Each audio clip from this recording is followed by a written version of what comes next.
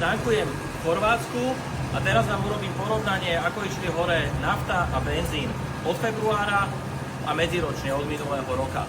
Momentálne naftu tankujem za euro 85 mimo diaľnice. Tu na diaľnici stojí nafta už cez 2 eurá. Chorváti stropovali ceny 10. marca, vtedy naftu stropovali za euro 55 a benzín euro 50. Dnes vo vnútrozemí je nafta o 30 centov drahšia, euro 85. Na diaľnici stropovanie cien neplatí a líšia sa ceny na rôznych diaľničných úsekoch rôzne po Chorvátsku. Toto je aktuálne dnes na Istrii.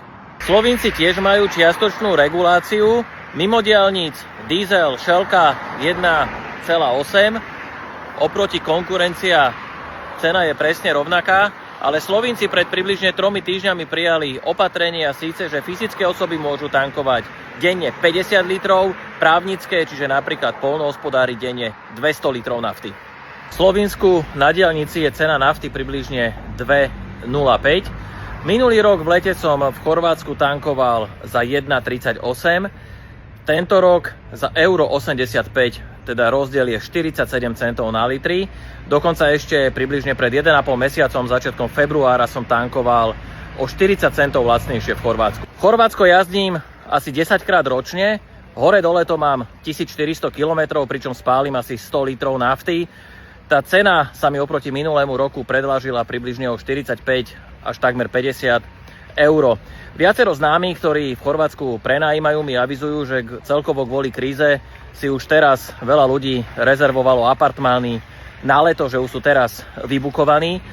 Čo sa týka cien potravín, Chorváti boli vždy drahší, približne o 10-15%, takže treba počítať, že tie ceny určite budú o niečo drahšie ako na Slovensku.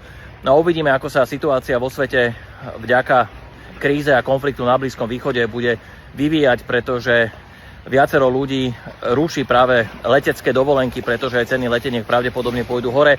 Lietadlá, čo som čítal, už zostávajú od mnohých spoločností uzemnené, aby naplnili kapacity. Tak uvidíme. Ak si chcete teda buknúť more dostupnosti autom, či už Chorvátsko, Taliansko, prípadne Slovinsko, Portorož a podobne, možno je najvyšší čas a treba si teda počítať, že tie ceny oproti minulému roku budú vyššie. Držte sa a majte pekné leto.